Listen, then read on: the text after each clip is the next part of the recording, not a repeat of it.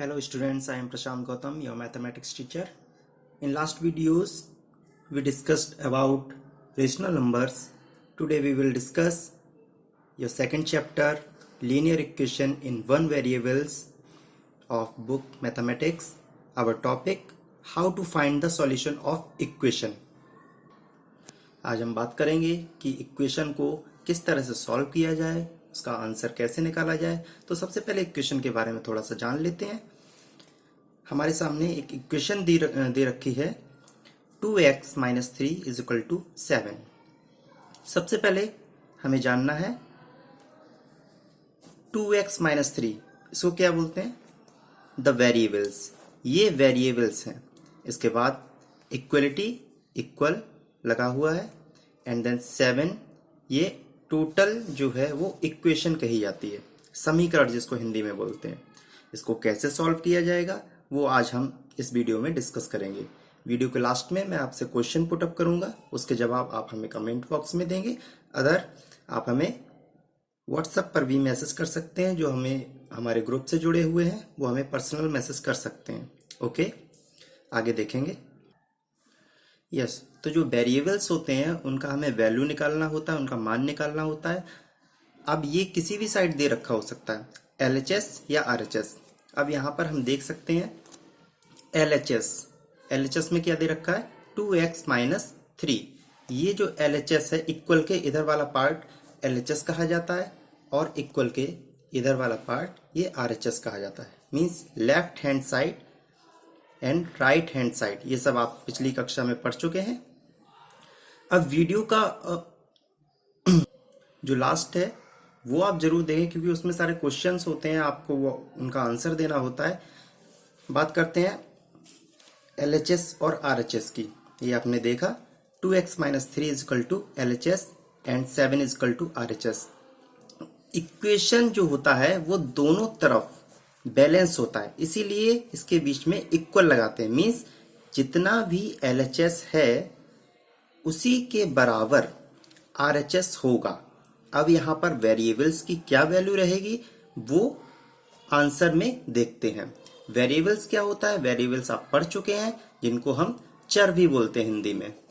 चर, इनका मान जो है वो निश्चित नहीं होता, कांस्टेंट नहीं होता, इसीलिए इनको चर बोला जाता है। आगे देखते हैं।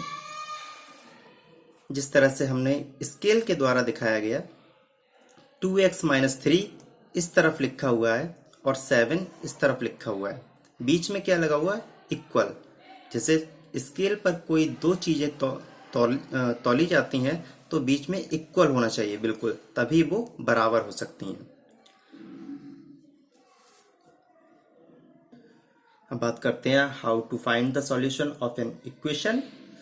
Suppose we assume that the two side of the equation are balanced. We perform the same mathematical operation on both sides of the equation, so the balance is not disturbed. A few such steps given in the solution. Rules of transposing. Transposing हम जानते हैं, पक्षांतर जिसको बोलते हैं। Rules क्या होते हैं इसके आप पिछली कक्षा में पढ़ चुके हैं, लेकिन फिर भी दोहरा देते हैं। जो भी वैल्यू इक्वल के इधर पॉजिटिव होगी वो उधर ट्रांसपोर्ट करने के बाद नेगेटिव हो जाएगी। नेगेटिव वैल्यू होगी वो पॉजिटिव, इनटू की वैल्यू जो होगी वो डिवाइड में जाएगी, एंड डिवाइड की जो वैल्यू होगी वो इक्वल से उधर जाने पर इनटू में हो जाएगी। अब जो हमने ऊपर इक्वेशन ली थी, ये इसको सॉल्व करते हैं। किस तरह से?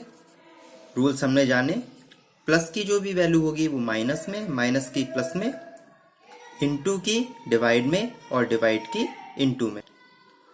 हमारे सामने इक्वेशन लिखी हुई है 2x - 3 = 7। सबसे पहले क्या किया हमने? ये देखा ये जो टर्म है ये माइनस का है, तो 2x को हमने इधर ही रहने दिया, और माइनस का जो 3 था वो ट्रांसपोर्ट करके इक्वल से उधर हमने भेज दिया। अब चूंकि हम जानते हैं कि माइनस की जो वैल्यू होती है वो इक्वल के उधर जाने पर पॉजिटिव हो जाती है, प्लस की हो जाती है। It means 2x = 7 + 3 10। वैल्यू हमको x की निकालनी है, इसलिए 2 को भी ट्रांसपोर्ट करेंगे। x इक्वल टू, अब हमने ये देखा 2x इस तरह से जो लिखा हुआ है 2x, ये किसमें, इन दोनों के बीच में जब कोई चिन्ह नहीं लगा होता है तो हम वहां पर इंटू मानते हैं, 2 × x। इट मीन्स ये वैल्यू जो है वो मल्टीप्लीकेशन में लिखी हुई है, तो x को हम इधर रहने देंगे, 2 को जब ट्रांसपोज करेंगे तो 10/2, चूंकि इंटू की वैल्यू डिवाइड में पहुंचेगी तो 2 जो लिखे हुए हैं वो नीचे आ जाएंगे, 2 से 10 कैंसिल हो जाएगा। It means x is equal to 2 × 5 = 10, x की वैल्यू 5 आ जाती है। आप दूसरा भी एग्जाम्पल ले सकते हैं, सपोज दैट कोई भी एक्सप्रेशन लिख सकते हैं हम यहाँ पर समझने के लिए। 7x - 9 = 16, ये एक्सप्रेशन हमने लिख दिया। अब हमको क्या करना है, x की वैल्यू फाइंड करनी है। सबसे पहले हमने देखा ये 9 माइनस का है, तो 7x = 16 लिखा। ये 9 जो माइनस का है उधर जाएगा तो पॉजिटिव इंटीजर बन जाएगा। 7x = 16 + 9 कितना, 25। अब वैल्यू x की निकालनी है, इसलिए 7 को भी उधर ट्रांसपोज करना होगा, तो x = 25/7, ये आपकी वैल्यू हो जाती है। इसको आप मिक्स में लिखना चाहते हैं, मिक्स में लिख दीजिए। चूंकि ये चैप्टर आपका काफ़ी लेंदी है और इम्पोर्टेंट भी है आपके लिए, इसलिए हम थोड़ा थोड़ा डेली सीखेंगे। आपके लिए प्रैक्टिस वर्क हमने लिखा हुआ है, वो आप देख सकते हैं। जी हाँ, प्रैक्टिस वर्क में आप देखिए, हमने 5 क्वेश्चन दिए हैं आपको, 5 इक्वेशन है, उनका वैल्यू निकालना है आपको। नंबर फर्स्ट है x - 2 = 7, सेकेंड है y + 3 = 10, थर्ड है 6 = z + 2, फोर्थ है 6x = 12, एंड लास्ट 5 लिखा हुआ है 2x/3 = 18।